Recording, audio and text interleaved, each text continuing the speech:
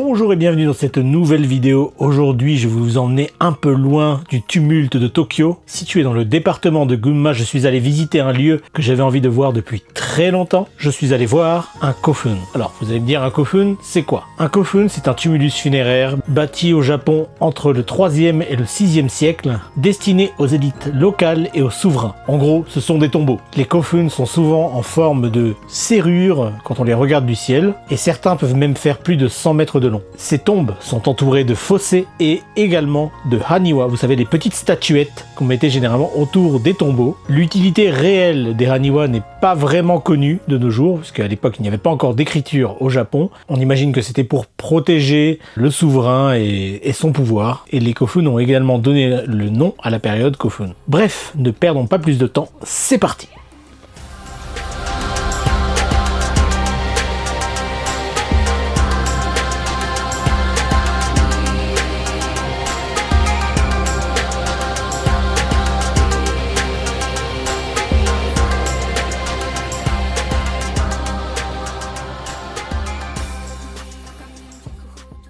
Aujourd'hui, je vous ai emmené dans un endroit que je voulais vous montrer depuis très longtemps, et c'est un endroit que je voulais voir depuis longtemps, j'avais jamais pris le temps de venir. Vous allez voir, c'est en pleine nature, mais c'est un côté historique, vous allez comprendre. Voilà, on y est, c'est juste ici. Je suis venu avec Kyoko, mon beau-père et mon fils.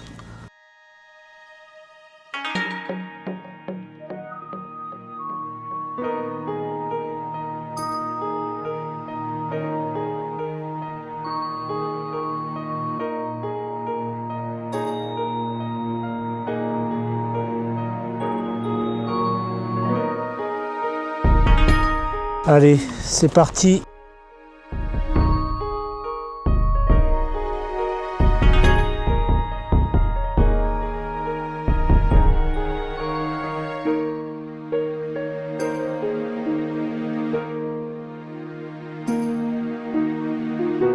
Tellement longtemps que je voulais venir enfin voir un kofun. Je suis comme un gamin. J'ai tellement entendu parler de ces kofuns quand j'étais à la fac durant les cours d'histoire. Et pourtant, même si ça fait plus de 10 ans que maintenant que je vis au Japon, je ne suis toujours pas allé voir un kofun alors qu'il y en a un peu partout au Japon. Et cette chaîne m'a donné l'impulsion nécessaire pour aller en voir un. Je vous remercie, c'est grâce à vous. Merci encore de soutenir ma chaîne. Au pied du mont Haruna, dans la ville actuelle de Takasaki, s'élèvent 3 grands tumulus de kofun, les tombeaux de puissants chefs locaux construits entre le 5e et le 6e siècle. On les appelle le Rodota Kofungun, le groupe de kofun de Rodota. Le plus ancien est le Futagoyama Kofun, un immense tertre circulaire. On dit qu'il abrita le premier grand seigneur de cette lignée. Entouré de haniwa, cette statue de terre cuite en forme de cylindre, d'animaux ou de maisons, dressés comme des gardiens silencieux. Vient ensuite le Hachimanzuka Kofun, plus raffiné encore, dont les fossés et les pierres de couverture ont été restaurés aujourd'hui. C'est là qu'un héritier, peut-être le fils du fondateur, affirma sa puissance et son prestige. Enfin, le Yakushizuka Kofun, plus modeste, témoigne d'une époque où l'influence du clan commençait peut-être à décliner. Ces tombeaux n'étaient pas de simples sépultures. Ils étaient des monuments visibles de loin, véritables proclamations du pouvoir, de lien avec les ancêtres et avec les kami. Au fil des siècles, la cendre des volcans et la terre les ont recouverts, préservant les haniwa et les poteries enfouies. Redécouverts par les archéologues, ils sont aujourd'hui classés site historique national. En parcourant le parc Kamitsuke no Sato, on peut marcher autour des tumulus restaurés, imaginer les cérémonies d'autrefois et sentir que ces collines, silencieuses, portent encore l'écho des seigneurs qui y reposent. Ah. Tournesol. Il y a un champ de tournesol. Ah, ouais.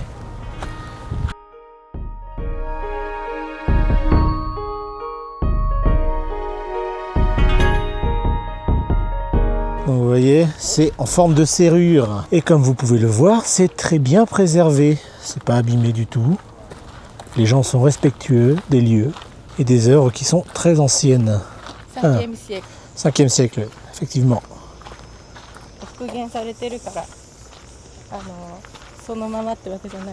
Oui, bah oui, forcément, ils ont dû... C'est pas exactement dans l'état de l'époque, mais...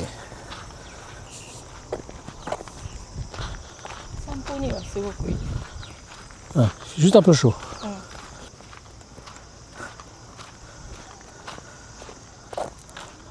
Par exemple, l'escalier qui est là, je pense pas qu'il était comme ça.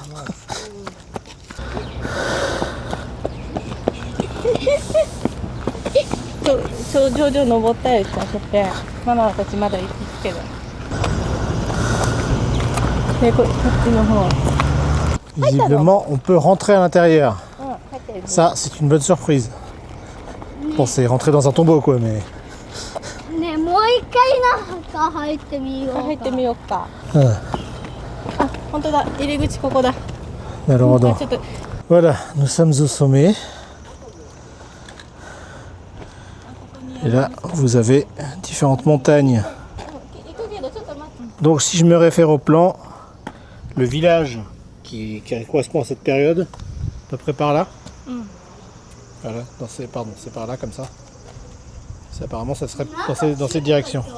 ほらここの妙義のこっち側、平らなあそこ荒船山って言って確かあそこでしんちゃんの作者が亡くなったんだっけな崖から落っこちて亡くなったって Voilà.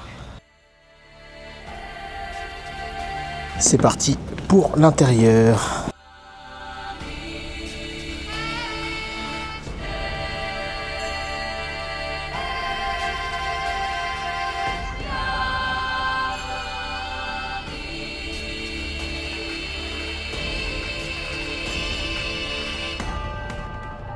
Quand je me suis retrouvé à l'intérieur du tombeau, je dois vous avouer que je suis resté un long moment à l'observer. Observer comment s'étaient fait les pierres sur le côté. Imaginez les gens qui ont bâti ce tombeau, ce kofun. Et énormément de travail. Ce sont des gros bâtiments mine de rien et j'avoue que je ne peux pas m'empêcher toujours de m'imaginer la vie des gens à cette époque-là. Donc j'ai passé vraiment beaucoup de temps à l'intérieur de ce tombeau. Je pense que les rambardes aussi, ce n'est pas d'époque. Attention, attention.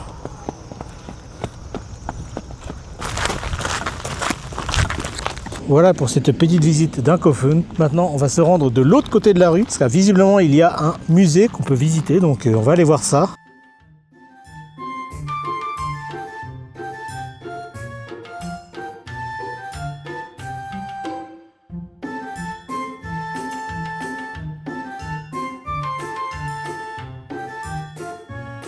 Le kofun, c'était bien? Oui. Oui.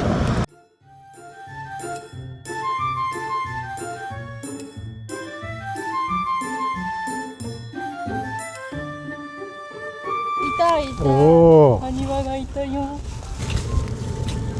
あ、埴輪行動だって。 Je vais faire des haniwa avec papa et maman. で見たい。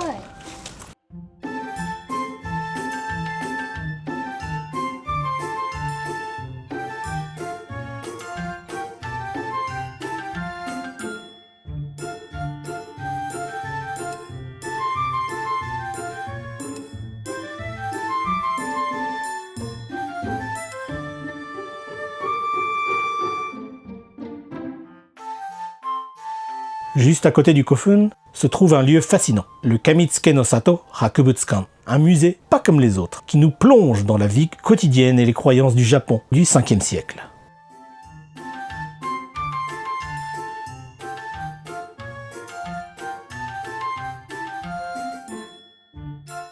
Ici, les vitrines nous racontent une histoire. On y découvre les haniwa, ces figurines d'argile qui entouraient les tombeaux. Il y en avait près de 6000 rien que pour ce tumulus.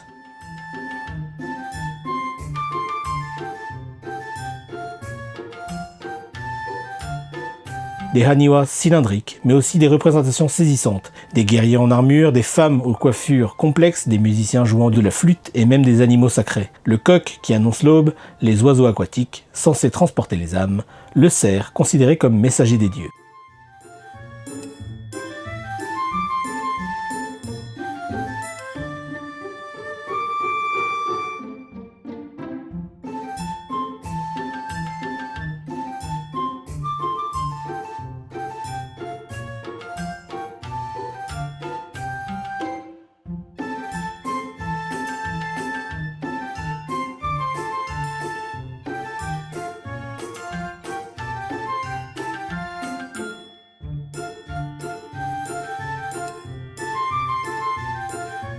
Le musée mit aussi en lumière ceux qui ont construit ces tumulus, des paysans chargés de creuser les fossés et de transporter la terre.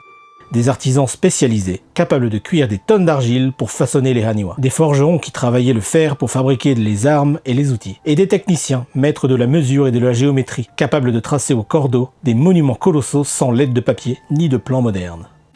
À travers ces panneaux et ces reconstitutions, on comprend mieux comment toute une société s'est organisée autour de la mort de son chef. Ce qui frappe, c'est que chaque détail avait un sens. La disposition des figurines, les objets déposés dans le cercueil, les pigments rouges utilisés pour recouvrir le défunt, tout relevé d'un rituel politique et religieux. Un message envoyé autant aux dieux qu'au clan voisin. Ici reposait un roi, puissant.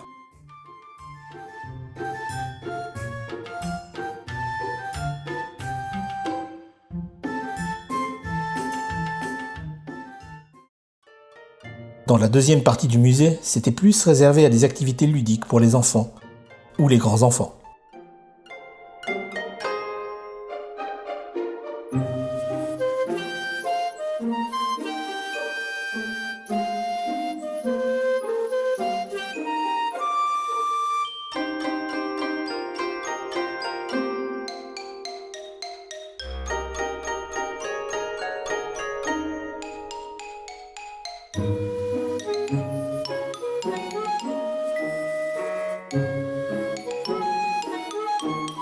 Ceci est une représentation de l'un des rois de l'époque.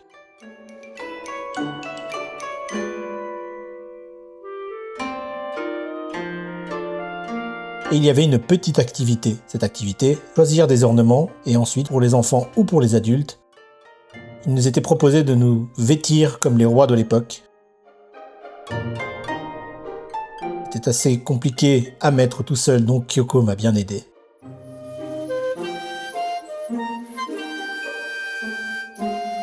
Et voilà ce que ça donne. Bon, je suis pas sûr qu'ils avaient exactement les mêmes chaussures que moi, et le short, mais voilà. J'avais l'épée en main, j'avais la coiffure, la couronne, et quelques colliers, ainsi que des tresses. Dites-moi ce que vous en pensez dans les commentaires. Est-ce que je représente bien un roi du 5e siècle? Dites-le moi en commentaire.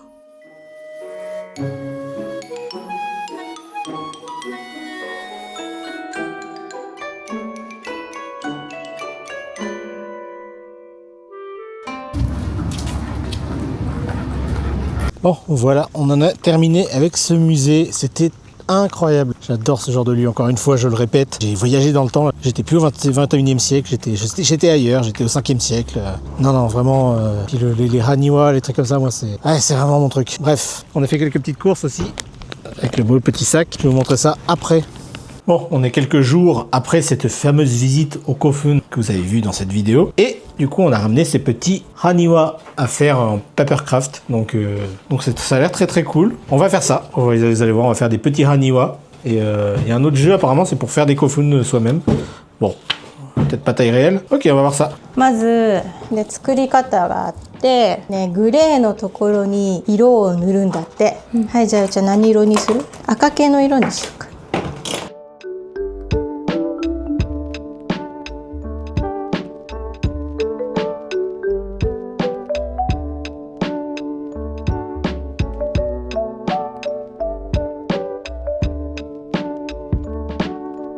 終わった。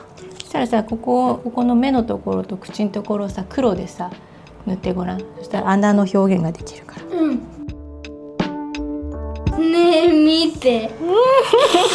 太い線をハサミで切るだって。ここから全部こう切れる。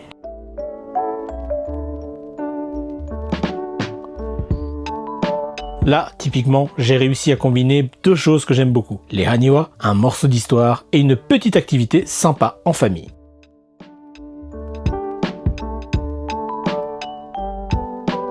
Voilà le résultat final, je ne suis pas peu fier.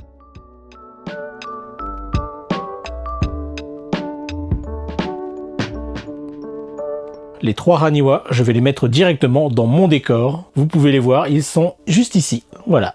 Merci à tous d'avoir regardé cette vidéo, j'espère qu'elle vous a plu. Si elle vous a plu, n'hésitez pas à vous abonner à la chaîne si ce n'est pas déjà fait, à laisser un pouce vers le haut et il y a une nouvelle option sur YouTube, si ça vous tente, c'est les super thanks, les super, enfin pour booster la chaîne quoi.